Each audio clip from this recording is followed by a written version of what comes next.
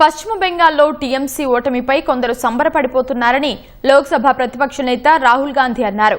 అలా సంతోషం వ్యక్తం చేస్తున్న వారిలో కాంగ్రెస్ కు చెందిన కొందరు నేతలు సైతం ఉన్నారని ఆవేదన వ్యక్తం చేశారు. కానీ వారంతా ఒక్కటి గుర్తుంచుకోవాలని రాహుల్ సూచించారు.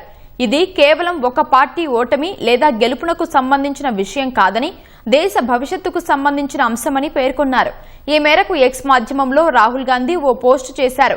ప్రస్తుత పరిస్థితుల్లో స్వార్థ రాజకీయాలను పక్కన పెట్టి ప్రజాస్వామ్య పరిరక్షణ కోసం అందరూ ఏకం కావాలని రాహుల్ పిలుపునిచ్చారు. అస్సాం, బెంగాల్లో తీర్పును దొంగలించడం అనేది భారత ప్రజాస్వామ్యాన్ని నాశనం చేయాలనే లక్ష్యంలో భాగంగా బీజేపీ వేసిన ఒక పెద్ద ముందడుగని రాహుల్ ఆరోపించారు.